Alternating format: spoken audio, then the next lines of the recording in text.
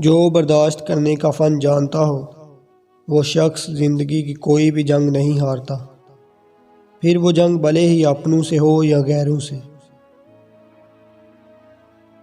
اور انسان تو بہت جلد بازی میں رہتا ہے، جبکہ اللہ نے جو وقت متعین کر رکھا ہے اس کے ایک سیکنڈ پہلے اور نہ بعد، کیونکہ یہ وقت بھی اللہ کی مخلوق ہے۔ اور جب کسی چیز کو کوئی آقا ہوتا ہے نہ تو وہ صرف اشارے کی محتاج ہوتی ہے، اسے پتہ ہوتا ہے کہ میرے آقا میرے مالک کا جو حکم ہوگا اس پر ہی مجھے چل دینا ہے، خواہ چاہت ہو کہ نہ ہو۔